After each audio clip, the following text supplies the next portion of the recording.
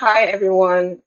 Thank you so much to Design Interactive for hosting this session, for bringing my notice this session, and also for working with me on the presentation for this. And also thank you to everyone who has come in to this webinar. It might be a mini lecture, it might be a webinar, but at least you've set out a few hours out of your day to come listen to what I have to say, maybe gain a few things. But thank you very much to everyone who has come in to this webinar to learn a few things about how I started, how I work, and how I present my project. So today we're going to be doing just like a mini intro to what I do. So I am basically an architecture photographer, but I am more of a commercial architecture photographer. So because there are various types, people just believe that maybe there's just one type of an architecture, but there are various types. And throughout this presentation, you see that there's so much more that we can actually see and learn and go into. It's not just one road. So that's another thing that I really liked about my experience in Unilag. Once we were, even during the holidays, some people would be like, okay, so what's the roadmap? Once we finish school, what next? Is it just to be an architect? Are there other things? That's actually how I started thinking of, okay, what else is there to do in architecture? Yes, you went to school for maybe 4 years, maybe 6 years, maybe 7 years, doing your BSc, doing your master. So what else comes after that? And that's where this photography thing started. It started actually as a hobby, but then I realized later on that whenever I have a project and I go online and I look for projects, you go to Agdale, you go to design, you look for case studies, we see these projects, we see the designs, we see the photographs, and I always wondered how did they get these photographs? Because when I started, I didn't see representation. Nigerian projects on that they were practically non-existent except for renders. Thank God it has changed now. But then we only had renders and concepts to visualize Nigerian architecture. But when you go online, you go to all these magazines, school magazines, you see wonderful. I'm like, how do they achieve this? So that's kind of brought me like, okay, is it that you need to be an architect? Is it that you need to specialize? And that's actually how I started getting slowly finding out how the process is, how you get into it, and all that. So let me start by sharing my screen so that I can give you a few pointers along the way. What is storytelling? Because that is actually the topic for this webinar. Storytelling in architecture, in photography, architecture photography. Storytelling is very, very plain and simple. That's just the way you convey a message through your image. People take millions of photos every day. We do video, but what is the intention? Are you just taking a selfie? Are you just taking a photo because oh it looks nice? Or are you trying to convey a message? That's the first step in storytelling. You stop and you think, the photo I want to take now, what do I want to express with that photo? And I believe that's the starting point because you can take a million photos and none of them be impactful. And you can take five and they will speak to not just yourself to remind you of that moment and to experience that moment again, but to a lot of other people who will see that those five photos and say, wow, I didn't even think of seeing that subject or that place or that experience this way. So that's the first thing we need to just consider. What's your intent? When you have an intent, then you have a goal. And once you have a goal, it's easier to hit your goal and take the steps you need to get to that place. And obviously, if you have an idea for maybe you like doing landscapes or you like taking pictures of portraits, but you don't want to do it the typical way, then you can, if you know that this is the style or this is what I want to achieve, you can always find a way to get it instead of just taking photos randomly and not knowing whether you're progressing towards what you want to do or you're conveying the message. So the thing is, storytelling is not just how you take the photo, but why. and also how you express it. Is there are 2 or 3 stages taking a photograph. You your intent is one of the stages. You take the photo, and then what do you do after the photo? Because some stories are told in post processing. Some stories are told as you take the photo itself. And of course, some stories are told before you even take the photo. Like if you have a staged shoot, like if you have a like you're doing portrait photography and you stage your client to sit or stand in a particular way, you're already telling that story before you even click to the shutter because that was your intention. You staged it. But sometimes you can't stage it, and so it's the story comes through during the taking of photo, or sometimes it comes after. Maybe you take a set of photos and you're not really happy with the mood or the way the image comes out. Then you go into post processing using Photoshop, using Snapseed, using all these editing apps to tweak your photo to evoke that idea or that feeling that you had in your mind. So your storytelling, as long as you have that intention, and you know what you want, can come in either if you're styling it or you're pre-planning it. You can come on the fly, like for people who do street photography. You can't pre-plan it.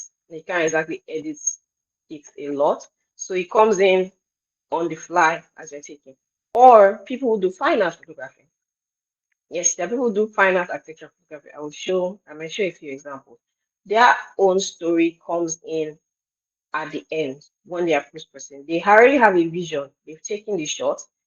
Now it's time to bring out that mood, bring out that story from the image by doing post-processing. So that storytelling, as long as you already have that intention and you know, okay, this is the mood I want to convey, this is the story I want to tell. It can come in at any time during that 3-step process. So the next thing we're going to discuss now is a case study because I believe even if I explain from now to tomorrow, if I don't give you a practical project that you can see and experience, because it is a project in Lagos. One of our um, coordinators for this webinar mentioned it in the that this Adidas store was designed by Ocean Studios. So I as a commercial photographer, my own way of storytelling is listening to my clients. Yes, the building might be beautiful, but I'm taking the story from the perspective of the designer or the architect or the interior designer, the client of the project. What they want to tell, what story they want to focus on, what do they want the photos to say about them, the project, and what this is all about. So my perspective is more from the client side. I can also add, let's say, a few ideas along the way. But my ideas are meant to buttress theirs and then bring out the feeling, the words, the story they want to tell about projects. But when the client comes to you and says, "Oh, I have this project I want to cover," they have, if they are the designers or they have a vested interest or they've been part of that process of bringing the project to life, they have certain parts of that project they would want to highlight, and it's in your best interest to listen to them. Okay, send me if you have 3D renders, because obviously 3D renders have the sole purpose of showing the project in its best light. Maybe you can share those 3D renders so I can see, or on the day of the shoot or even before, you can ask for a walkthrough. That means you and the client walk through the space. By the time you walk through the space, you're asking questions. Oh, what's this for? Why did you break this here? Is this important? Is this not important? They would walk you through the whole process, and then in that work you can learn, okay, this space is really important to the client. They use special materials, maybe we need to highlight those materials, or maybe it's the space is a co-working space and they want people to be in the photo to show that this space is not just pretty, it's functional. People use it and it's an enjoyable place to be in. So it all depends on what your client is saying. That is the angle I take storytelling from. You can be a different kind of photographer, as I'll show there are different types. Someone like Olajide now, he's a more like a documentary architecture photographer. He does street photography, but architecture based. So architecture of the people, how people adapt and live in their environment, how they modify their houses to suit their needs. His own style is not a client per se. It's more of a real life storytelling perspective. Okay, I'm on the street now. What's happening in this area? Or is it a throwback nostalgia? Like some of his photos are like photos of houses that we grew up in, areas we grew up in, and how those areas are changing in this modern time. Because obviously, the landscape of Lagos is changing so fast. The houses and residential areas we used to have there are now turned commercial. So his own way of storytelling is very different from mine. So that's something that you need to keep in mind. Do you want to be an art-based photographer? Do you want to be a client or a commercial-based photographer? So those are things that you might need to consider in doing this. So the case study we're going to talk about is the Adidas store. The store is located in VI and it's a very beautiful store. The story behind that design from Tosin's perspective is it was originally a building from the 60s. It was built that building, the original form was built in the 60s and it was housing a bank. But now they wanted to expand it and obviously make it into a culture spot, a place to go and a place to experience the Adidas brand. So now the idea was blending the history of of the original building, adding an extension, and as well as adding elements of what is part of Nigerian architecture. So if you would look at my screen that I'm presenting now, you see that the five photos I picked for it are basically what were the uh, what would like the core of the photo shoot, highlighting the facade, the change of the facade. Before it was just one single building, now it has an extension that you can see through, and also add the areas that they've added the distinctive stripes for, because that is what actually inspired the stripes on the building, the Adidas stripes. So that's function or let's say aesthetic was not just by the way, it had a purpose, as well as being the extension was the reason why the extension is permeable is like it's supposed to be an indoor, you're supposed to be able to feel the culture and everything, even from the streets. So even during the evening, as you can see, there's an evening shot. You can see through into the building, even if it's just a little bit. That's feeling that thing that goes like the light comes through onto the street. So you have that very interactive space in the evening. So that was the basis of that shoot. Not necessarily interior. I'm sure if you go online, go to my website, go to Tosin's Ocean Award Studios website, you see beautiful photos of the interior. But that was not the most important thing. The most important thing was showing how the building was, the old building was added, the new was added to the old, and also emphasizing the fact that it's not just a building, it also has elements of the Nigerian design, which is the facade. That facade element is like the corrugated roofs that we used to use for residential a long time ago. Using that as an element on the facade as well to tie in the Lagos history and landscape. And then obviously the culture and symbolism of the Adidas logo and brand. So that is the core of that photo shoot. The story of how they blended old and new, Lagos and the new culture that is coming. So that's like a practical example. So obviously, yes, the interior is nice, but if I'm just taking photos of only the interior without the exterior and showing all those little details, then I will have missed the mark. So that's the point of storytelling. What's the intention from the beginning? If you already have the intention from the beginning, you already know, oh, okay, this is what is gonna, this is what I'm going to do, this is how I'm going to shoot. Obviously, you're gonna if you are doing the dusk shoot, you are planned ahead of time. You won't just come that day and then think, okay, I can just do it on the fly.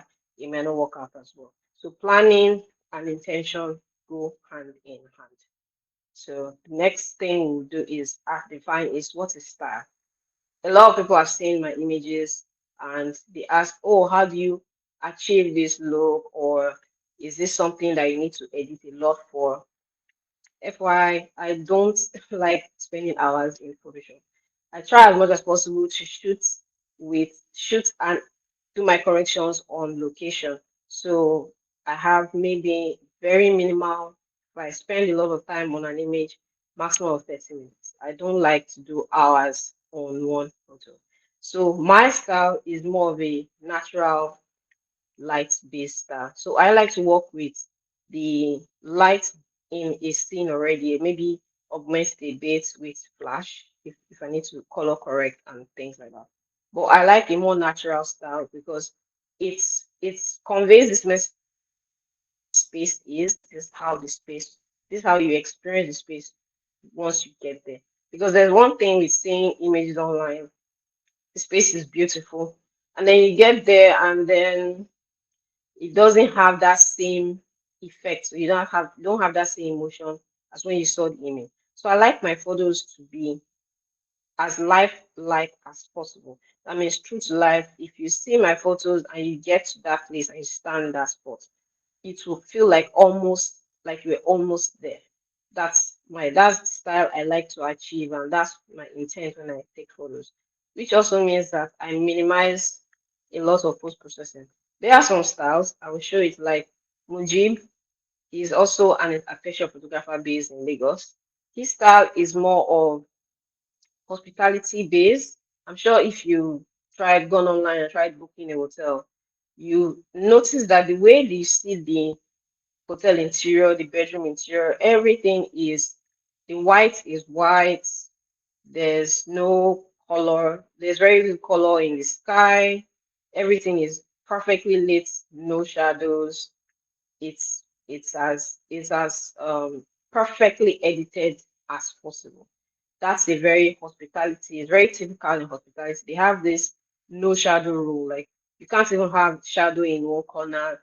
The images can be warm toned. You rarely see warm toned hotel hospitality images, except maybe it's the highbrow hotel that they have a specific kind of clientele. Then they're a bit free with the creative images. But otherwise, they have a very HDRI style, and that style involves a lot of edits, which is not something I'm a fan of. So Muji's style is very different. He has a more hospitality focused style that is very, very well edited, no shadows, everything is pristine, the whites are white, and that's the own style. But my style, as you notice, if you go through my images, the tone changes as the project changes. So depending on if it's a beach house and it's the afternoon, the images will be warmer, or maybe it's an office space and it's a bit cooler because obviously it's in LED lights and stuff like that. So my color changes as my project changes or as the mood in the image changes. So that's basically style in its in essence. How you shoot, compose, and edit your images. Some people like overly edited HDRI, which is something that's common in hospitality.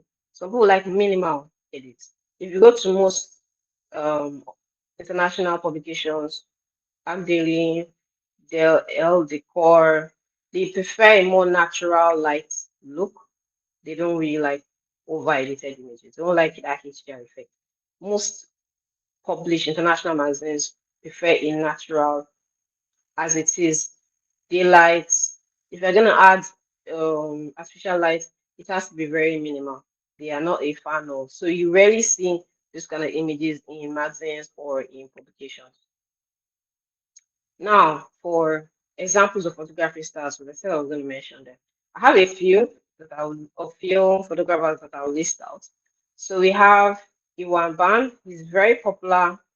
I'm sure if you just maybe write them down, you can go on Instagram and check out their profile so you can see what I'm saying. But I just put one image per style so you can see there's a variance in. Yes, they are all doing architecture, but they are doing it in very different ways. So Waban is more of a landscape. It has a lot of cityscapes, very wide angles, showing whole streets or whole areas from the air, or maybe if it's a large civic project like a park, things like that. He does a lot of cityscapes, urban areas. it is architecture, but his own architecture is more of an overview than maybe a section of a building or details like that. Then we have Olajide Ayeni, someone I mentioned earlier. He's more into documentary. So the image I put here is when he took a photo during the construction of the Yoruba Museum. And you can see there's someone standing in the image, and the site is still in progress. The project has not been completed. So it's more of a on the ground, what's happening, capturing that candid moment of what's happening on site. So it's more of a documentary style photographer. So I don't know if he does a lot of edits, but it looks more candid and in the moment. Then you have Min H, so Min T. So he's more of a minimalist style. As you can see, he's if you go to his Instagram, he does more of details, architecture details. Maybe you go to a location, waiting for the best lights, minimalist. When there was a trend for minimal architecture on Instagram, I think that was like 3 or 4 years ago, where it was the rave to do architecture details, just details and sections of buildings, showing it in shadow and with light, different types of light.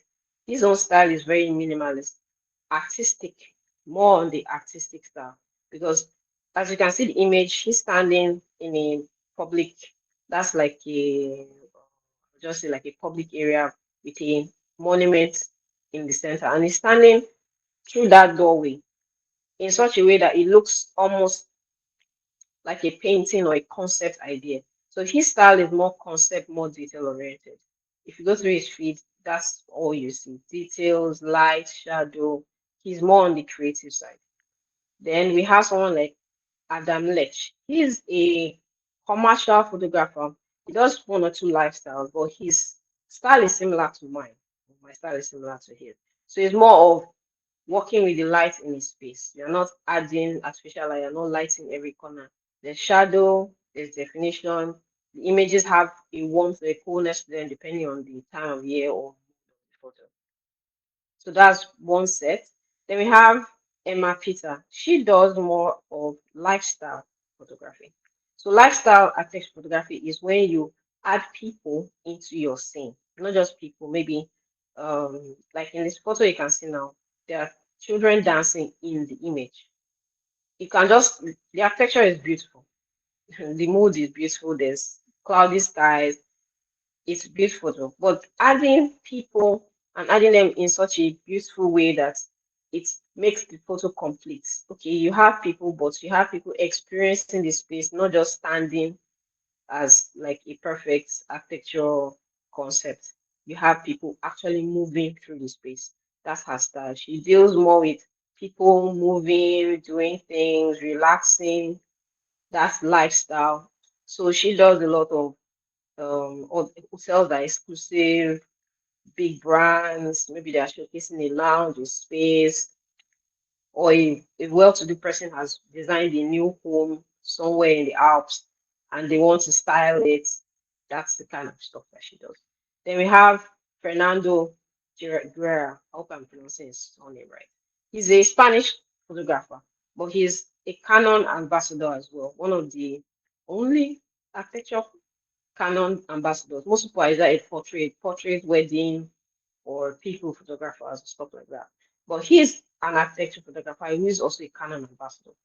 And his own is somewhere in between fine art and commercial. Yes, he does do commercial, but he always has this Yes, artistic I touch. As you can see, the image I put up is more of there's silhouettes. Like he does use a lot of heavy silhouettes. That's not something you see in like our contrast hospitality, where you have little to no shadows. Everything, every corner is well lit. His own style is almost the opposite. This he does have used heavy shadows to define. As you can see in the photo I put up of his, there are three people in that image. Two of them are in shadow, and one of them is lit in a frame shadow. So he does use a lot. His style is more artistic, but he does have a lot of clients who like that almost art like photography. So yeah, not just taking photographs, you can take taking photographs that you can frame. of actual projects and people in those projects. So that's his own style. Then you have Baron Barry Hospitality. If you go through his Instagram, all the spaces, be it restaurants, be it hotels, be it lounges, every angle is perfectly lit, no shadows, almost no shadows. So his own style is what you define as hospitality. Same with Mujib. Their style is perfectly lit, no shadows, almost almost turning to Ijara, but not quite. You can still see there's a bit of definition. But their style is, if you have a scene in an interior, like I showed for Baron, every corner is practically lit. There's no shadow. In this kind of scene, if you are working with just the available light, the area on the image, the area to the left should be in shadow, but it's lit. So everywhere is lit. There's no you don't have deep shadows, you don't have, so you can't tell where the light is coming from. The light everywhere in the image. Same thing in Muji's image. There's light coming from everywhere in the image. This it's evenly toned and all. Some people like that style. Like I said, hospitality, restaurants, hotels especially. They prefer that style. So if you want to specialize in doing hotels and restaurants, that's the kind of style that is very popular in that space. So I've given you a list of different styles. I'm sure some people did not notice that before, that there were different styles. But that's the thing with architecture photography. Even if you are doing it as a hobby, or you want to do it professionally, there are niches, even sub niches in that space that you would fill up your, you can go into, and it will just be your distinct style. The same way people say, oh, I have a particular style, it's very natural, not nature focused or natural light. Someone can come up and do that at same space, but doing it in an artistic way, like the way someone like Fernando would do, using heavy shadow to tell the story of people in that space. So you have so many ways to interpret the space or interpret architecture. You can come at it from a journalistic side, like INE does. You can come at it from an artistic side, like Fernando does. You can come at it from an hospitality angle, where everywhere is perfectly lit. They're using multiple lights. It's a full production. You are doing hours of edits. Or you can do it from a minimalist side, like I would do it, using the natural light and augmenting just a little bit with minimal edits.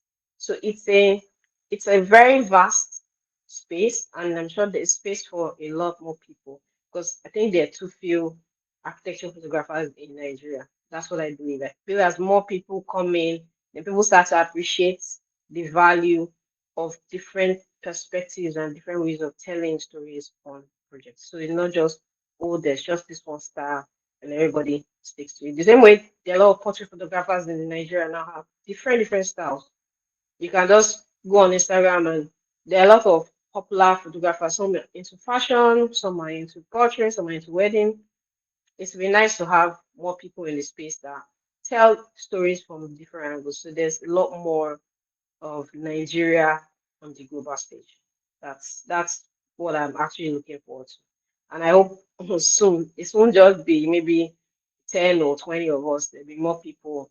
And of course, we see Nigeria in better lights. Because I feel we have good architecture in Nigeria, but we haven't yet been able to express it well, or had the opportunity to express it on the global stage. And soon enough, I'm sure people will be interested in going in and telling their own stories on that. Now, how to make impactful photographs. Yes, you've done your shoots or you've done everything you need to do, but you need to now say, okay, what was the purpose of this? How do I get better at this? Because it's one thing to just take a few photos.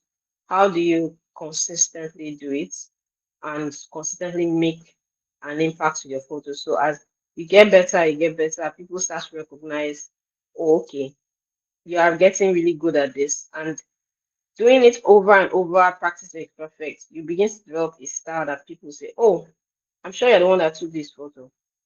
But you can't develop it except you already know this is what you want to do. So study the basics. As funny as that sounds, Studying the basics helps because the basics were what you learned in year one, first semester, or first semester, first and second in some cases, where they tell you, oh, composition, different artists, study artists, who are the artists that popularize different styles. Yes, we might need to do the basics again just to refresh, not necessarily because we're writing an exam on it, just to refresh your mind. Like, okay, what are the basics of composition? As primary as that sounds, if it's at top of mind and not just in recess memory, it makes it easier to use that thoughts or that fresh new learning in what you're doing currently. So it's not always, oh, okay, it's something I've learned. Just do a little bit of refresh. And if you are going into architecture photography, add art basics as well. That is light, shadow, using all sorts of mediums and stuff like that. You're not learning to be an artist. You're learning to be able to see in an artistic way because that can also inform your style. Your style might be more artistic, might be more commercial. But having a balanced view of both will help you in knowing, okay, this is actually what I want to pursue or not. That's also that's also something to consider. Research your project before the shoot. It's not a good idea to just show up on the day of your shoot or the day you want to take a project without actually understanding the layouts or doing any research. Do your research, especially if you are doing exterior photographs.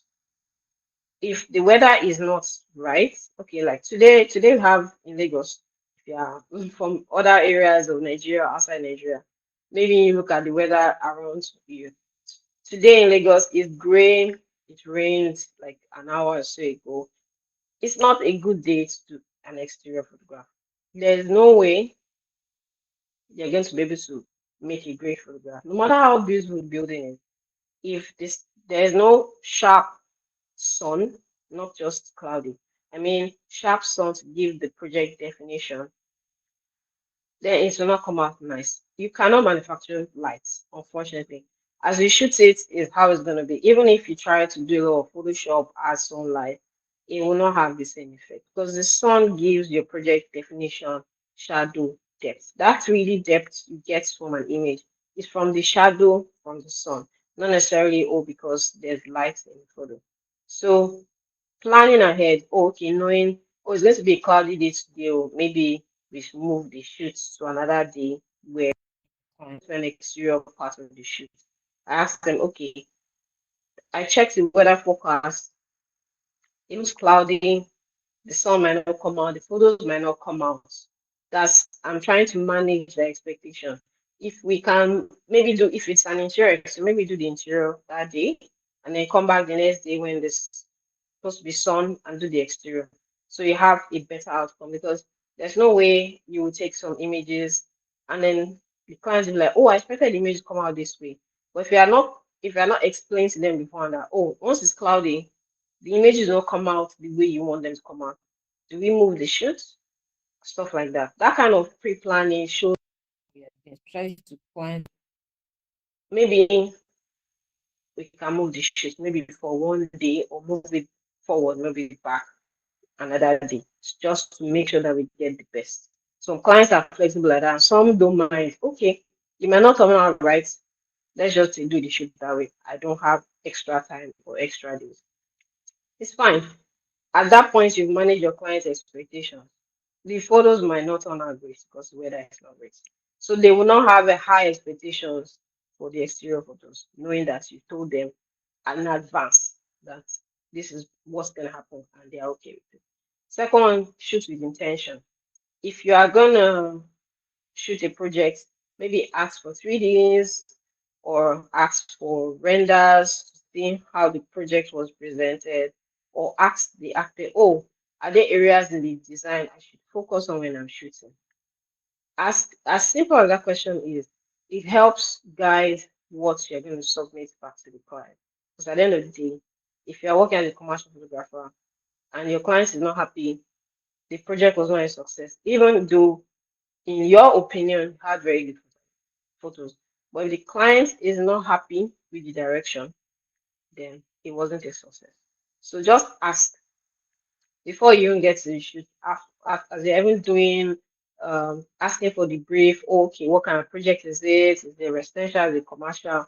Ask them this design. What are the highlights? Where are the important parts? They'll willingly tell you, especially if they're the designer, because they want. And they will say, "Oh, this part, maybe this bedroom, we use this. Can you have a few more photos of this detail?" Jot it down, take those photographs. So it makes your life so much easier once you already have that kind of rapport and they are telling you what they want and you take those photos. It makes your life so much easier. And the next one is experience angles. Once you've taken the photos that they want, which is okay. I like this shot, I like this angle, this space is really nice. Then experiment with other images that you think are nice. So that when you are presenting it to clients to make your selection or you're making selection for them, there's a wide range of what they like, what you like. You might be surprised that the clients might like some of the angles you've taken and they like, oh, okay, I didn't even think of seeing that space in that way because they're taking it from a different angle than they would. There are quite a number of times that I've gone through the short list the client gave me, and then I've taken extra photos, and they liked a few of the photos I took. So they kind of balanced the end set of photos was the balance between what I considered nice and what they considered nice.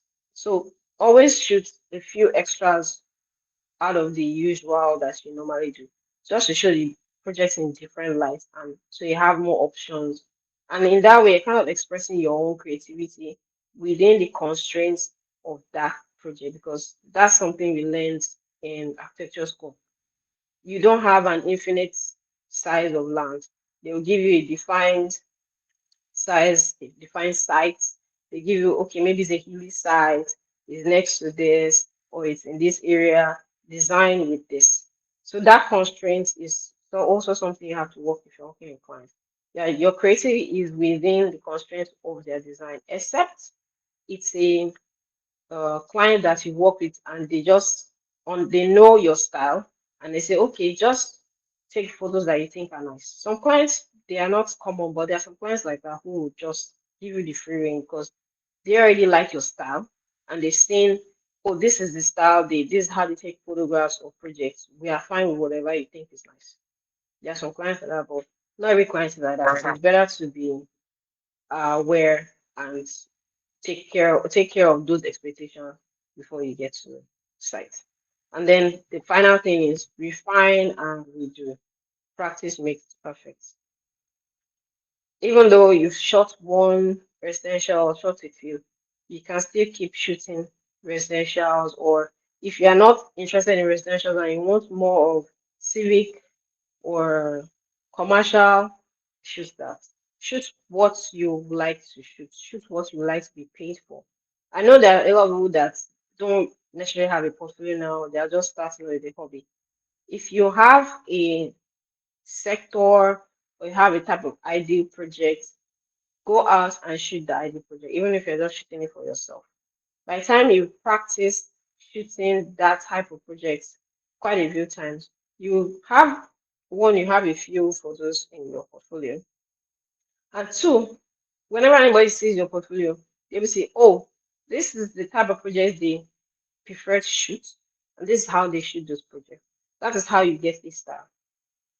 It's also what do you like to shoot and how often do you shoot. So you kind of develop this sense of if you are doing it all the time, you get better at seeing. Someone who has been taking photos for 5 years, or maybe out exterior photos or civic road photos, person is standing in front of a new project. They already have a backlog, like a catalog, more like in their mind of angles they've taken from previous projects that they can use on this project. That's something that you need to start building. You can also do it by fine-tuning your Instagram feed. I know some people just have their Instagram, they just scroll on it, mindless scrolling. But I think you should curate your Instagram feed. And I mean curating in the sense of the algorithm follows what you like and what you view. So if you start selectively liking and viewing certain projects. They start popping up on your timeline. So that's the way of creating. And then if you don't interact with certain videos or clips and or you say disinterested, I don't know if they've removed that feature because I used to use that feature a lot. But right now, some videos you can click disinterested. Like if they send you a profile, a similar profile, you don't like a profile, you can click disinterested, or you can just scroll past it without interacting with it. The more you interact with certain content, the more the algorithm feeds you that content. So maybe use that to create your content, your feed to show more inspiring things. If you got a way to look for it and interact with it, the algorithm will bring more your way. So without you realizing it, you're already seeing different projects, different architects, different designers, and you just open your Instagram and you're like, oh wow, I didn't even know this project would be shot this way or stuff like that. So yeah, you can use your Instagram also as a way to create that knowledge of. So when you get to the site, I'm like, oh, I saw this photo on this Instagram profile. Maybe I should try it on this photo shoot. I have done that quite a few times. Seeing an angle and then maybe screenshotting it, and then at a later shoot, referencing that image and using it to create something similar. But because I'm in a different project, in a different place, in a different context, it's just the idea I took, but that idea now translates into another beautiful photograph because I've seen something similar on my Instagram. So I believe those are like the basics to get to where you are happy with your photography. If you practice those, and so if once you give yourself time, within a year, 2 years, you'll be getting called by people, you get, and your portfolio would resonate with projects that you like. Because I think that's the most important thing. Some people are just photographers because they want to make money, and some people are photographers because it makes them happy. So why not have photographs and projects that make you happy as well as pay you well? So I think that's a good blend. Because once you are known in a space for doing one thing and doing that one thing well, and even if it's you've been doing, if you started doing pro bono, then people will start saying, oh, okay, they're very good at doing this. And they would come asking for you to do it for them. So that's another way of breaking into the space. Be known to do one thing and do that one thing very well. So I believe that right now we can just move over to tips and tricks to help if you're an aspiring photographer or you're already a photographer and you want to maybe gain some insights. You can also, at the end of this session, ask a few practical questions because I know some people already like, okay, I've known the basics and how to take photograph, but how do I interact with clients? How do I build a portfolio? I just mentioned some ways of doing it. Shoot what you want to be paid for. Obviously, if you will do a few pro bono projects, but if you have an interest in maybe doing restaurants, start shooting restaurants. You don't have to be paid initially. My portfolio started out as some I did for myself and then some pro bono. And then people started noticing, oh, okay, she's doing this. When they ask, oh, okay, yeah, photographer, send me your portfolio. You can it's advisable to send if also this is a side question, but if someone asks you to send you their portfolio, it's advisable you send them a PDF portfolio, then you send them your Instagram link. I know that people just send them their Instagram link, but I've heard from several clients that fact that they have to click the link, go to your Instagram, scroll. Maybe you posted architecture today, you posted your events the next yesterday. If they have to keep scrolling to look for your architecture photographs, to them you're not serious. You're just doing it on a hobby. So if someone asks you, oh, send you their portfolio, send a PDF. Just do a, I'm sure you can get portfolio PDF templates online. Canva has it. You can have dozens of templates. It is better you send them that PDF. And it's if the person is asking on behalf of someone else, it's easier for them to send that PDF than sending me link. Because you'll be surprised, a lot of people that the decision makers for the when they're deciding who is going to take the photograph, not the people looking. Because people looking, photographers are not usually the decision makers. They're the people that are hired on the project. So, oh, okay, find photographers for the project, and then we decide. They don't want to start clicking.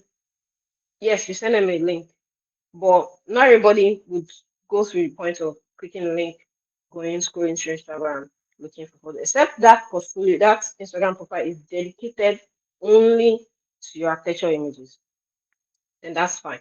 But I always prefer to send them a PDF, then send the link just to buttress it. And obviously, that link is the link where I have only my architecture photographs or only photographs of that kind, that similar kind of project.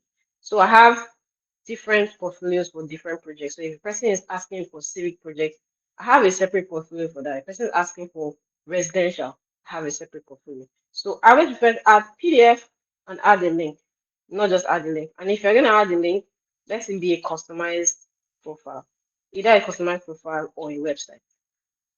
I'm sure there are lots of, or in some cases you can have link tree. I don't really think once you start having to click too many times, most people click off. They're not interested. Once it's a lot of work to look through your stuff, most people click off. So I think that's my side tip. Always have a PDF of your work. 3 or 4 pages is good enough. You don't need a lot. 3 or 4 pages is you just need to see a handful of photos to say, oh, okay, this is what they are doing, this is how they do it. That's all. Most times the PDF works fantastic for that. Easy to view, easy to share. You don't know where your PDF portfolio will end up, but links always get lost. But that PDF can go very far. So that's an aside to um, those that are aspiring to do photography professionally. So I have a list. It's I try to shorten I try to shorten it for this, but I've already mentioned a few of them. I would read through them just to remind and refresh what we've been discussing for the last 30, 40 minutes. Be known for one thing and one thing very well. Like do that one thing very well, such that when people see your photo, they don't even need to see your name. They know, oh, okay, that person did it.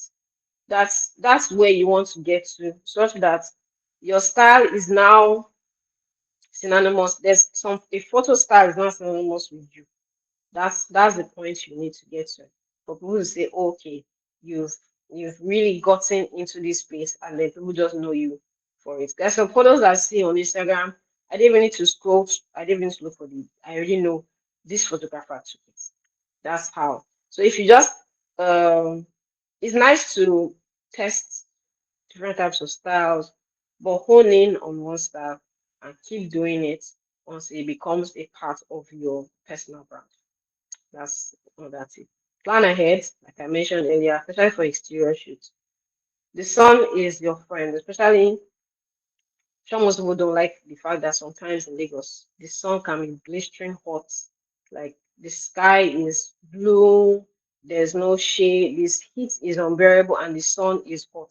But those are the days where photographs usually come out looking the best. Nice, come out looking the best. Then communicate clearly with your clients. That I can't overstate that for anybody aspiring to make it a full-time job. Be very clear with your communication with your clients. Don't delay calls, don't delay discussions. Once they have called you, okay, we need to do this, ask for scope of work, ask for send them a quote. Don't delay. Oh, we do this. Another point on this, always have agreements in writing. Very important. I can't overstate that because people can either forget or be malicious with they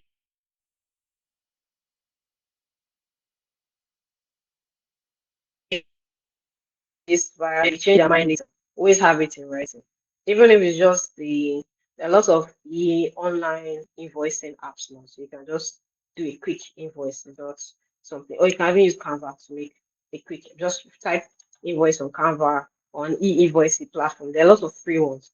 Always have details in writing, especially your scope of work and what the client agreed to pay. It always helps to clarify. So they will say, oh, okay, but we've agree to do this, but then you can now send them that invoice. This is what you agreed to pay. And you kind of sort out the whole yes, no, that's not what I said, this is what I said. Especially with scope of work.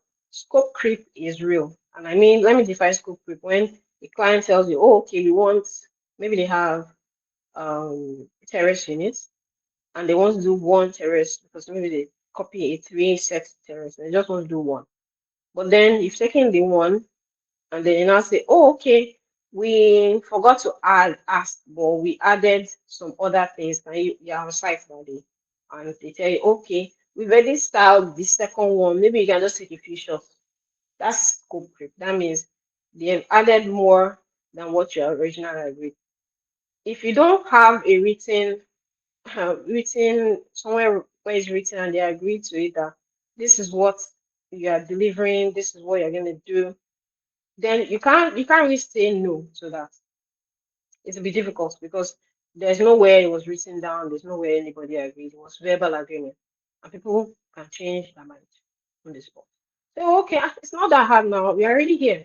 Take it. That's scope creep. And obviously once you're taking it and you don't deliver it, they're like, ah, but you took it now. Why aren't you giving it to us? So you need to have those things defined. It's very, very essential. It helps a lot because that's usually where a lot of disagreements come in.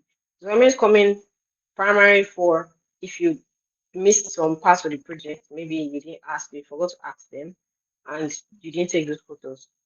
Or if there was no defined scope, just oh come take photos. And they're like, oh okay, but you didn't take this and you didn't deliver this. And then for payments, like, okay, this is what we agreed. Always have, even if you don't have other things, always have those three in writing. This is very, very important. And I've also mentioned is build a portfolio with the projects around you first. Start with what's closest to you, especially if you're just starting off. Start with what's closest to you. Or if you started out and you want to branch into something else, start with projects close to you. Even if you are not doing it pro bono or you're not doing it, they're not paying you for it or stuff like that. Start with projects around you first. Then you can, because people will say, oh, maybe we need to change our environment to have nice photos. Mm, yes and no. Maybe you need to change the way you view and shoot projects around you. Because that was one of the things I took away from a series of photographs I did on my Instagram. I think 2021, 2022, where I took photos of buildings in Lagos, but I edited them in a way that it looked like those minimalist photos that were popular on Instagram for a while. Most people like, oh, how did you take this photo of this building? I always thought the building was ugly. But now that I've seen you take a photo of it, it actually looks nice. And I'm like, yes, you're seeing it from my perspective. That's how I saw the building. And because I had that intention of showing the building in that light, anybody who sees that photo gets that feeling immediately. That also ties in with what I said earlier, shoot with intention. If you know what you want to convey, the message you want to convey, can find ways to convey that message in the constraints that you have. Maybe it's a uh, building that is not so reachable, maybe use drone, or maybe you need the photo to have this kind of warm, almost shadow, artistic look. There's ways of getting, but if you don't even know what you're aiming for, then you can't achieve it. And lastly, be patient with yourself. This journey is a journey, literally a journey. You can't say, oh, I'm gonna just start taking photos and be great, like good immediately. First of all, you even need to find your style, find your voice, and have it just do it enough times that people recognize your style immediately they see it. And that requires patience. It requires a lot of patience. Before I started really getting into this style, it took me about 3 years. 3 years of consistently taking photographs. Maybe I take photograph in this style. I edit a bit different. Maybe I'm not really liking it. Then I switched over to another style.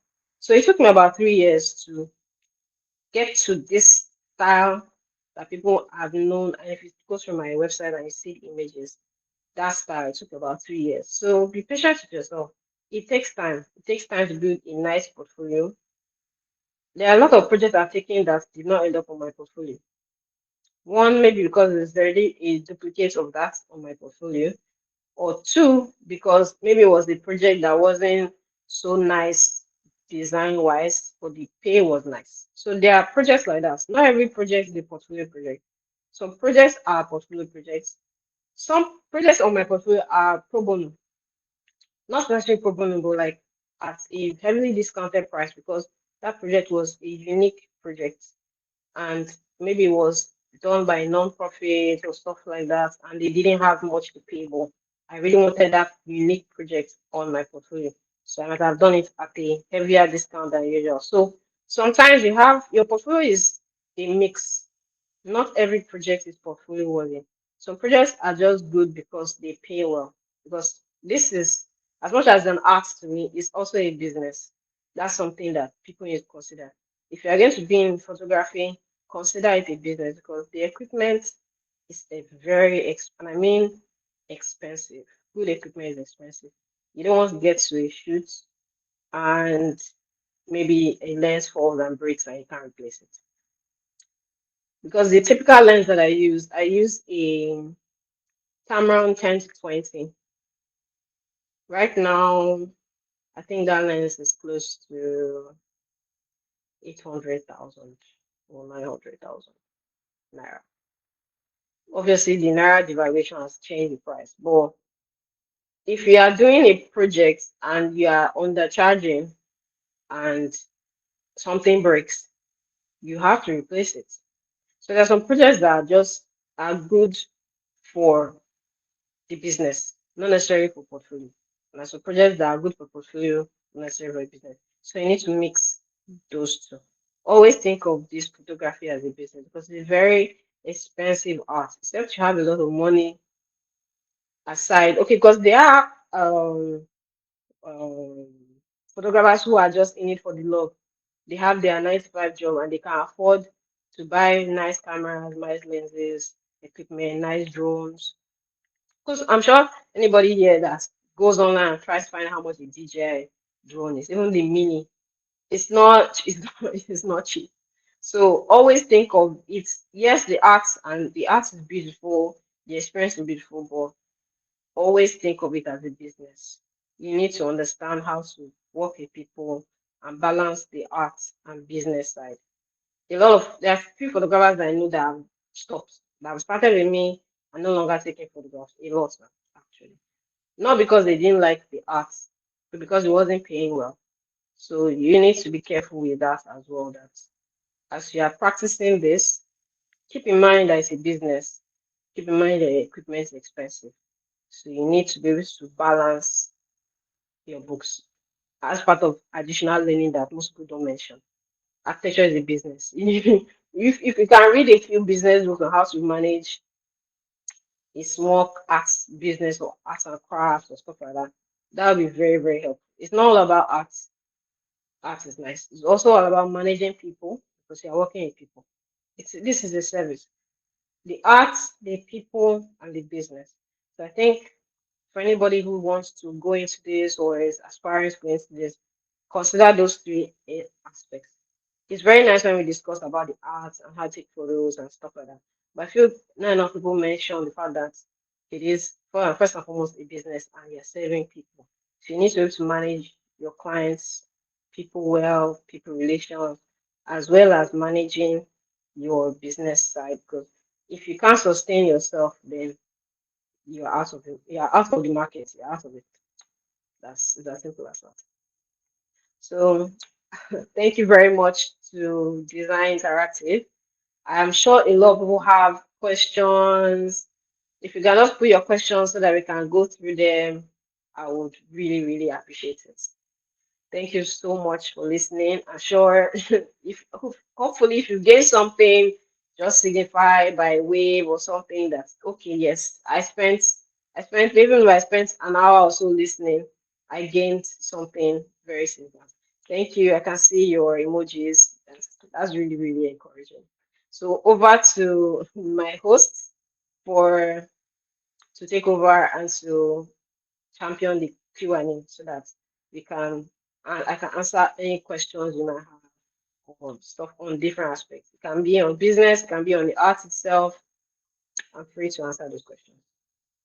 Thank you so much, Ma. We sincerely appreciate. I mean, your session was very, very insightful, and like I really appreciate. I can also see from the reactions that a lot of people have gained a whole lot from this session. Thank you so much for the immersed lecture. Thank you so much.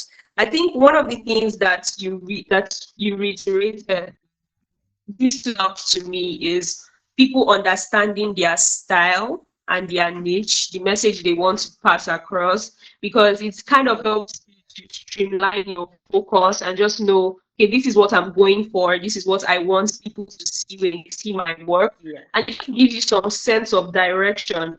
I know you reiterated it over and again, even when you gave us the examples of architectural photographers out there and what they do. I think one beautiful thing was that they all have a focus. They all know, okay, this is what Yes. I'm doing. Like even when you gave the example of it is a restaurant you want to go into, just focus on that. And I think it's very beautiful, given the fact that we are talking to creatives. It's one thing for you to Yes. be a creative and have like a whole lot of things you want to do all at once. But then you just made mention of that fact that you have to find your style, find a niche and just work with that, follow through with that, direct your energy, your focus towards that. So I really want to appreciate you once again for that session. And I hope that everyone took notes because I'm in my notepad and I wrote a whole lot. I just want to say a very big thank you on behalf of each and everyone on this call and Design Interactive. So I'm going to be reading out the questions that are coming in. I think I'll just read them one after the other and then you can just answer. So our Yeah. first question is from Iyanu. She's asking, thank you so much for the insightful session. I've learned a whole lot and the session has also boosted my learning morale. Although you haven't answered some of my question during the session. So the person said, my question is, do you learn photography from someone in the field? I mean, learning from an architectural photographer. And how did you find your style? And No, what I didn't. advice would you give to someone starting out in that line? So the first question is, did you learn from someone in the field? And how did you find your style? And an advice you're going to give to No, I someone didn't. starting out in that line? Okay, so no, I didn't learn from any um photographer in the field. No, initially, no, no, because when I started, there were very few architecture photographers in Nigeria. Period. Like, it was not a niche. It was not really a niche in Nigeria. Even on Instagram, if you look, if you Google then Google like just the basic search, maybe like two or three, and most of the time they were doing it in tandem with events and stuff like that. There was no dedicated per se like that. So I didn't learn. So what I did was I went through Art Daily, these most of these magazines, and I looked at projects because on Art Daily, well, Art Daily has changed now because they have this no screen publicity. I would take out Art Daily. So go to Disney, look at the project. I'm sure you've seen links of projects when you're doing research or you're just scrolling online, photos that you like. Go and find it because most of the articles list the name of the photographer. Most of the time they have an Instagram or they have a website that you can see how they photograph. And then from there you can start to pick, oh, I like this style more than this style. I like the way they use shadow, or I like the way they light their interior, or I like the way just noticing things and then looking out for photographers that have that. Then over time, I noticed that some photographers actually have YouTube channels.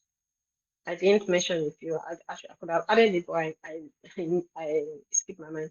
Some have YouTube channels and some have courses. So courses on shooting, editing. I can mention one, but there are few photographers, published photographers that have YouTube channels that show the process on site. Like there's a full video of them on site shooting. They also have full videos of them editing. But their style might not be your style, but you can still pick a few things from there. So I've got a few courses, but I also learned a lot from looking online at projects I like, finding out the photographers that are behind the project, and following them online and seeing how they photograph different projects and using that, like I mentioned, by the time it creates what you are seeing design wise, when you get to site, you'll be like, okay, I've seen this style and this short angle can work in this space. So that's how you get your style gradually. It's your style is basically what you like expressed in the way that you like it. As simple as that. So if you go online and see photos, you can just have this maybe screenshots and have a folder of photos you like or styles you like, and then just go through them. Pick, okay, this is a continuous thing. Okay, they use shadows a lot. Maybe they do close-ups a lot, or maybe they use a lot of lighting. By the time you notice that from as a general thing, then you can start building your style. Your style is basically what you like in a photo, and then you're doing it repeatedly over a series of photos. Then that's how you determine the style. And going out of your way to look for photographers and finding out how they photograph your website, it also helps to pinpoint people that you can follow them, follow their style visually, and use it to build your own style as well. And obviously, if you're aspiring to learn, like I mentioned, there are a few that have YouTube channels that you can follow along. There are some that actually have courses that are not so expensive, maybe under, but then the dollar has devalued. So now, then those courses were $39. That was maybe around 40 something thousand. But now that's a lot. Now that's a lot. So I don't know if they still do. I'm sure they still have some courses that are cheaper. But if you go online, some of these learning platforms, they do have courses, short courses like Skillshare has a few. I know Udemy has a few. If you go online and you look, I'm sure you're going to find something within your price packet. I'm so sure of it. There are a lot of, and then it's not, you don't just get it from one person, you take it from different people. Some YouTube channels offer it for free. You can combine that with a few courses you buy online, and that's how you start and develop. Thank you so much, Mark, for that answer. I really hope your question has been answered. So, like our facilitator has said, you can go online and there are courses. You can find people that pique your interest and just study their works. And like she said, that a style is what you do consistently over time, repeatedly, that you get to be known for. So I really hope she has answered your question. So someone Yeah. asked, I would be reading two questions. The first person asked, thank you so much for your session. Please, could we have the slides for the presentation? So the person is asking if they could have the slides for the presentation. And then someone else is asking, thank you very much. I appreciate. My question is, in building my portfolio with pictures I take, is it only pictures of the project I did, or can it also be pictures of other people's projects around me that I admire? So the first question is, could the person have the Yeah. slides for the Okay. presentation? Let's just answer the yes. So I would speak to the design initiative, and I'll ask for if anybody who is interested in the slides can send them an email requesting them and can send it. I can share that freely.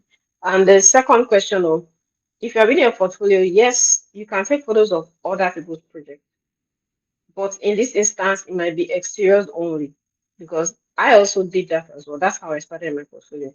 I started my portfolio with my mobile phone. I actually had a BlackBerry Z10 or the white BlackBerry Z10. And I used to take photos on my way to work. So I'll sit by the window, the bus, as the bus is moving, and I'll take photos of building. Sometimes when um uh, Open House Lagos used to do their tours, I always make sure I go along with Open House Lagos tours because they always give access to a lot of. So if you went through, maybe they have 4 buildings they listed, you can always follow along with them and take photos and use that in your portfolio. Maybe you have 5 photos of each project of each building that they showcased during that open house week or event. And that's how I started my portfolio. I took photos of projects around me that I had access to, maybe architects or interior designers that I knew that were friends. And then I took photos of other people's projects, maybe from a different angle, or like during Open House Lagos. I think they do have it twice a year. I'm not sure if they had it this year, but they usually when before they usually just have a set of projects like buildings they will do tours through. So I'll go with them and take photos, maybe a few photos and add it to my portfolio. So yes, you can take photos of whatever is project as long as either you have access to the building or you're taking it from the exterior. And obviously in Lagos, you have to be careful how you're doing that. So I would advise caution when you're taking photos outside. So that's why I started with my phone, not with the camera. I try to take photos of the streets with my phone, not my camera, because everybody's holding a phone. But once you hold a camera in Lagos, people just appear and start harassing you. Like except you have security with you or something like that. So use your phone to be on the safe side.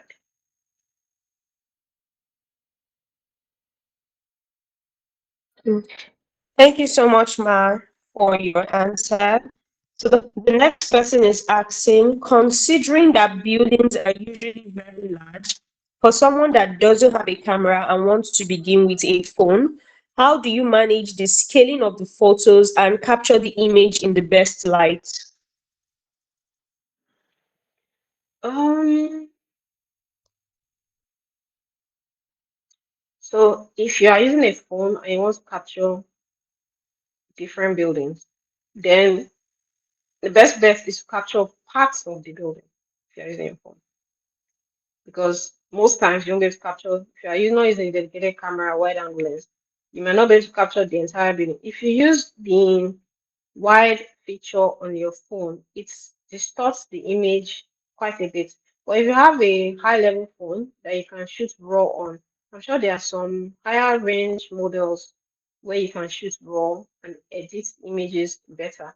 But there are ways you can set up your camera to shoot a higher resolution image and then edit that in Photoshop.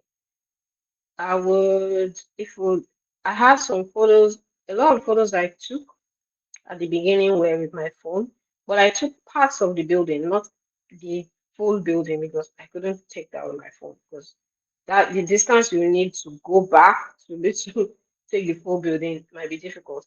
If it's a smaller building, I think it's doable. You just need to know from what angle you are taking the building from. So if it's a one-story building or a three-story building, you will need to be a bit further back to use your phone. But if it's a tall building, then I would suggest you take parts of it, like the minimalist style that I mentioned earlier on Instagram, where you only see sections of the building, and then obviously you can use editing apps on your phone too. There's Lightroom mobile, so there are other free editing apps that you can use to edit and adjust the photo you take on your phone. Thank you, Ma, for that answer. To someone else, I believe Demilade, I haven't read your question, but I believe it has been answered because the person asked when you started, did you have a camera and what can someone like the person do to kickstart his or her journey? But I believe you've already answered that. So the next question is Yeah, I saying, started with my phone. yes, Ma. Thank you. So the next question is saying, how did you transition from working as an architect to going fully into architectural photography? And is there an opportunity to intern with you? Okay, so it took me about a year to transition out, but that year was because I planned that year in advance. So yes, I was working full time. I was working as an architectural firm full time, and most people that are working in architectural firm full time know that they resume by 8 and they probably close by 9 or 10, or they are working from home throughout the day, or they're working on weekends. There's literally no time to do anything. There's not even time to even go out or go for some of these events that I've mentioned. So if you are really serious about it, maybe the thing is start as a hobby. Maybe you start on the weekends if you have some weekends, take photos. The reason I could transition out was because I decided to take a downgrade, so to speak. I left my full-time job and went for a part-time job. But now in this season of hybrid, there are some, I'm sure there are some jobs where you can do hybrid, where you are at home, you are in the office maybe 4 or 3 days a week, and then you are working from home 2 or 3 days a week, or maybe just one day. So that one day, or for me, I did a part-time job, so I had to work 3 days a week, and then the other 2 days I was off. And that was how I used to start. But in this time of hybrid, I think it's easier where you can actually just work from home and then take a few hours to go out and shoot. Obviously, you have planned that day ahead. So in doing that, you're gradually phasing out without having that abrupt. Because if you want to become a full-time photographer, it's expensive. Good equipment is like, don't let anybody tell you that, oh, you can just stop and then you need to buy your lens, you need to buy a camera, you need to buy equipment, and also you need to feed yourself and support yourself throughout that period. So just stopping and saying, oh, I want to be a photographer full time, will be difficult because you just essentially stop your source of income that supports you throughout. Because the first year and a half would be very slow because you are just starting out. People might not pay you as much. The jobs might be infrequent. So having a job during that period helps to ease you through. And then once your photography is paying as much as your salary as your old job, then you can stop. Because at that point you've transitioned fully out. So that's how I did mine. It took me about a year. So yes, the point where the few gigs I was getting a month was paying was equal to the old my old salary. So that's how I transitioned. I don't advocate for that.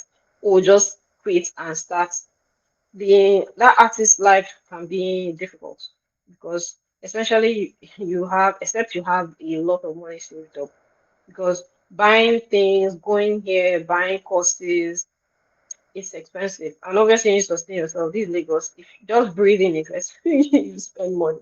So have a plan. Don't just jump and say, oh, okay, I'm going to do. Have a plan. Okay, this year I'm going to transition out, but I need to start building my portfolio. I need to start reaching out to people to give me work. I need to start doing a few pro bono. So by the time you fix that, you just have to be, you're going to work double time for a while during that phasing out period. But it's better you do it that way so that you still have financial support, but you still have a financial backdrop. So you're not making all these decisions of working, feeding, and trying to look for new clients while not having money. So that's how I did it. I did that 1 year phase through of just working half of the week and then using the other half to chase clients, build my portfolio and stuff like that. And I did that for about a year before I fully quit 9 to 5. And oh yes, so the second part of the question, if there's currently have an intern, no, I currently don't have any intern spots because I already have two staff currently, so I don't have any intern spots. But if I do, I'll put it out online for people to apply. Thank you so much, Mar, for that answer. So let me also use this as an opportunity to say, please do well to follow our speaker on her social media platforms so that you can also be in tune in case she has opportunities to intern under her. So the next question said, you mentioned agreement in writing. Does this mean writing a contract? And the second question is, can one start learning photography from YouTube channels or the likes? I believe you've answered that, but I'll leave the floor to Yeah. you. Yes, so let me answer the first one. Agreement means an invoice is an agreement. An invoice is a form of agreement. So people say, oh, okay, the typical invoice has your name, has your brand name, has a date, has your contact information, has your items. That means, oh, is the interior photography, like how many photos are you submitting, and the cost. But at the bottom of that invoice, you have notes. If your invoice doesn't have notes, add notes. So those notes is stating the price, stating the delivery or production period. That's how I phrase mine. And also stating the payment terms. If you're saying 80% upfront, 20% after delivery, 50% upfront, 50% after delivery, it states those, as well as if post production, if extra post production is allowed. So that note section of your invoice is to define the terms of your service. So if you go online, I'm sure you find, if you go online, find the photographer's invoice. There are some or invoice or contract notes, not necessarily a full contract. Some companies do offer a full contract, and if you're working with, if a company approaches you to do a project for them and they offer you a full contract, find a lawyer to help you read through that contract so they can explain, because the devil is in the details. Because I'm not a lawyer, so I don't understand legalese. If a company sends me a contract, most times it's just a default contract. But I always prefer someone I know is a lawyer to just read through, even if it's just basic, just read through, just explain the terms to me. I don't like to sign contract because someone is because you can sign away and they'll be like, oh, but you signed and this was in this part hiding.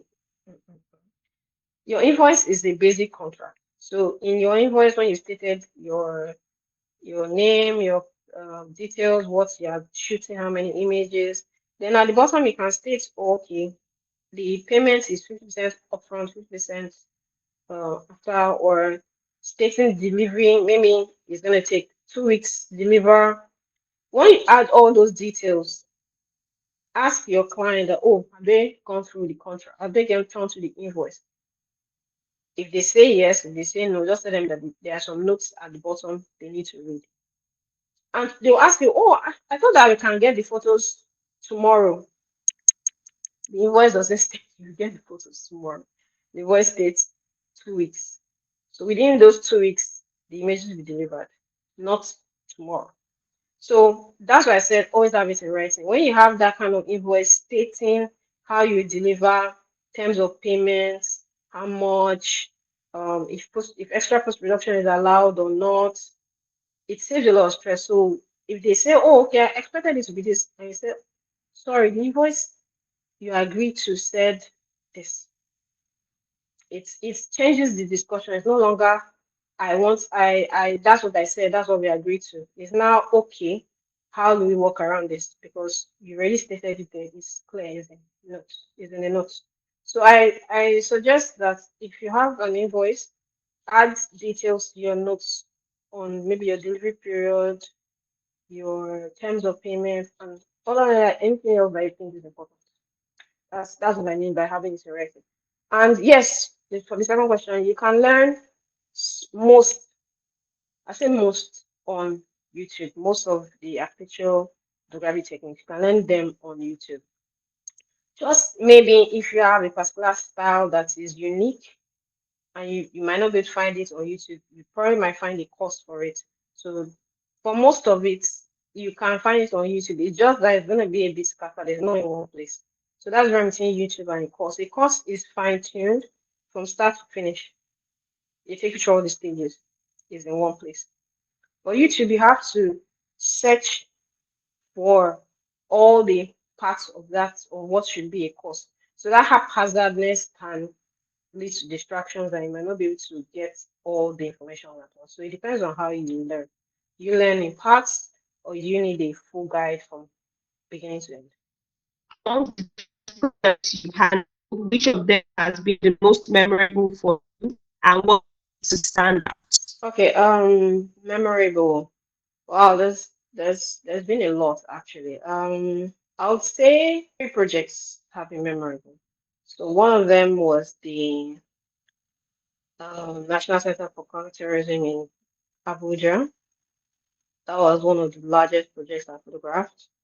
Larger in terms of width, not height, because the Stanbic um, IBTC headquarters was one of the tallest. So that 12-story was what we did. But we did it over a couple of months, so it was easier. But for the National Center for Counterterrorism in Abuja. That was over 3 days, and it's a very large facility. So I had maybe each day I had about 20,000 steps minimum. So we had a lot of walking around to do on that side, and it's a very beautiful.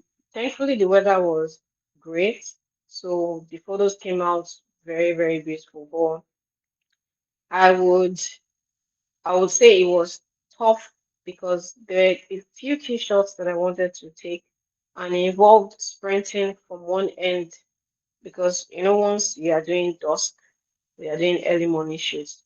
The time is very limited when you have a type of light, and I had some images, style, like some framing and lights I wanted in some particular shot. So it involved sprinting maybe from because the size of that project, it looks if you're looking at it from photos, you might not understand the scale of that project. It is, I'll say maybe it is the size of that project is bigger than TBS. It's about the size of TBS. Just 3/4 of the size of TBS. That's just the building itself. The building is massive. Not talk of the expansive sites. So if you are doing the four corners of the project, you are gonna be sprinting a full like this guy is sprinting from one end of TBS to the other end of TBS and back. So yes, there was memory in that it was a full-on workout also while doing the show. And then I feel the second one was the beach house. One of Tosin Ocean's beach houses. Not necessarily because it's a small project, but the mood of the photos, I think it's the um what's the name of the project? Something pavilion. Trying to remember the name of the project. It's a small project, but the feel and look was just like because I always imagined all these lifestyle magazines. The project fitted that aesthetic perfectly. So the photos that came out of that project were all like lifestyle, perfect magazine, perfect images. So every shot was and the light that day for the shoot was beautiful. So practically every photo came out effortlessly with that's one of the projects that I did maybe 5 or 10 minutes of edits. Like literally 5 minutes. The photos came out beautiful. The lighting was perfect. One of these where all the elements aligned, the weather was beautiful, the sun came out, everything was just aligned. Practically all the photos that came out were it was difficult selecting photos to trim down from all the photos because I took a lot of photos and every one of them was nice. So that's another one. It doesn't necessarily have to be the size, but the experience taking a photograph is also something that is also memory, especially when all the elements align. The sun is nice, the project is beautiful, everything comes out effortlessly. Like as you shoot it, the image is perfect, almost perfect the way it's taken. So that was one of those projects that was memorable. Sorry, the second part of that question. Sorry, can you repeat it? I did not get that part. Yes, you it's what made the project to stand out, and I feel Okay. like you already answered that.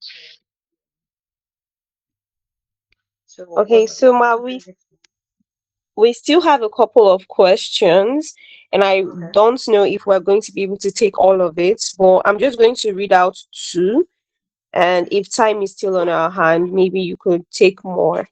So someone is asking that they are interested in telling the African story. And do you know a few architectural photographers capturing African architecture? And how important do you think it is that we start documenting the African story through photography? And the second question is, in Ethiopia, there is not that much exposure towards architectural photography, and the person's friends are trying to bridge that gap by talking with some of the architects to take photos for them. But some of them are not willing, or are not convinced enough, what do you recommend to pursue this as a career? So the first question That's is very about good. African architecture Yes. and capturing African story. And then the second is about the bridge, trying to bridge the gap with architects not willing or not being convinced enough about architectural photography. Okay. Let me pull up a photographer. I think his name is. I'm trying to remember his name so that the person can use it as a linchpin. But let me go back to the point of the African story. The African story is such a wide. It has no definition. What's the African story? Where are you located? I can say now, my photography is the Nigerian architecture story. Primarily, most of the projects I do are in Lagos. So I am taking photos from the Lagos perspective. The architecture I have in Lagos, the experiences, the beach houses, the restaurant. The African story is Africa is a continent with 54 countries. Which of the countries are you in? Start from there. The country you are in, the location or the state that you are in, or the province you are in. Start there. That uh, that statement African story is such is it's like saying like photographer in Europe who does maybe in real estate, saying he's taking photos for the whole of Europe. You're not Nobody can connect to that. So start with your locale. What story, what part of it? Because we have so many facets of life. We have our civic life, the architecture that caters to religion, caters to homes, caters to businesses, caters to the arts, the crafts, culture. What do you want to focus on? That's something you notice with a lot of documentary photographers is they pick a niche. They pick a niche. Even if they are saying, oh, we are telling the African story, maybe they are focusing on street photography. They're focusing on farmers, or they're focusing on people who are into crafts, or they're focusing on people who are maybe that's the thing with documentary. They always have a story. Are we focusing on what angle? What angle are we focusing on? Are we telling a story through someone who is trying to make a living in maybe city of um Nairobi? Or are we trying to tell a story of a boy going to a school and trying to walk through an area that has very little schooling, or education is not so great in this region, but they are trying to make effort? Narrow your story down. Saying the African story is like saying you want to tell the story of 54 countries and almost a billion people. There are almost a billion people in Africa. That's a lot. So I suggest you narrow down first. Be intentional. What story you want to tell? Start with your locale first. I started with my locale.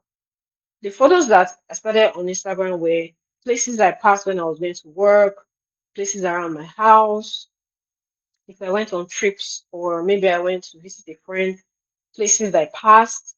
I started with that locale before you then branch out, because you need your work to be relatable to the people around you first. And then in telling that story of your locale, then people who are not in your locale will be like, oh, I didn't know that this was in your locale, because they can't know what you see every day as normal. Might not be what someone else is seeing where they are. So tell your story of where you are. That time is too broad. Maybe tell a story of um religious architecture, because I'm sure the churches are defined by size. There's small churches, there are big churches, mosques. You can even tell the story of markets, of informal design. There's markets, small factories, where people make things, the informal economy, welders. You have so many angles you can go through, and how they interact with the environment, stuff like that. So narrow down your search first. That's a very broad thing. When you narrow down your search and narrow down your niche, your context, then you can now define from what angle am I telling the story, whose perspective am I telling the story, and then before you know it, you already have an angle and a story to tell. Because if you don't have the particular eyes that you're viewing your work through, then you don't have a story. Then for the second question, sorry, can you remind me what the second question was? Okay. So, Ma, for the second question, the person is asking that there is not so much exposure towards architectural Okay, yes, photography in yes, Ethiopia. but yes. So that's what we had initially in Lagos, I think 5 years ago, before COVID. I started photography in 2017, 2016, 2017.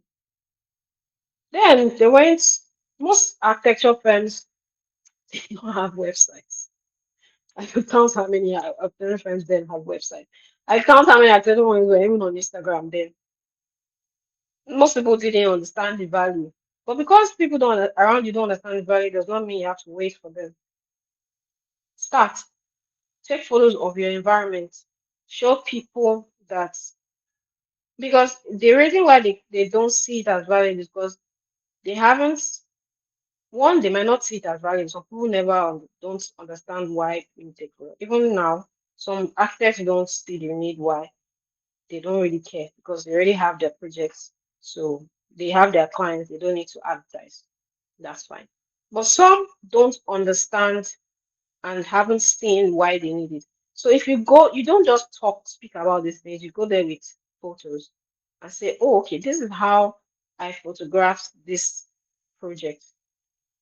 It would be nice to reach out to new people with these photos, like this, like showing your, so you're pulling them in with what they can see because people are visual. If they can see photos of another existing project you photographed and say, oh, imagine your project like this, you can just present it to it. Because that was one of the key angles I used in getting new clients when I was starting out. Most of them were like, why? Now, like, when you're bidding for a project and you already have photos of a project you already done, it's easier to convince your client that you know what you're doing. It's as simple as that. When you go to a bid, you want to bid for a client, bid for a job, and you send in photos of a project that you've done that is very nice. It's easy for the client to call you back. Oh, are these 3Ds or real? And you're like, oh, these are real. Like, wow. It's in their mind, it's easy to connect. Oh, this person already has something I'm asking them for. That's a no-brainer for those who are in business because if you can have photos of what you already have to convert in a client, it's your work is half done. So maybe they can use that angle, but for you to be able to use that angle, you need to have a portfolio and you need to go out and take photos, not just of projects. Maybe you ask and say, okay, I just want to take photos, can I? Or taking photos of your environment, taking photos of, like I said, taking photos of your cityscape just to fill it in. But the best way for people who are business minded is it's half the work to just show your potential client that you've done this before. And this is what it look like. That's it. It's a sales, use it as a sales tactic. Think that's the obvious thing. It takes time because Lagos, a lot, like I mentioned, there are very few architecture or even interior designers that had portfolios or on our websites or online thing. But now, practically everybody, even those who are just starting out, they have realized that it's those that have their projects in the faces of people that get called. Obviously, they're higher ranking client designers are already established, but for those that are coming up those are people that are really looking out for photographers right now. So you don't wait for them. You have to build a portfolio first so that they see you as the go-to person.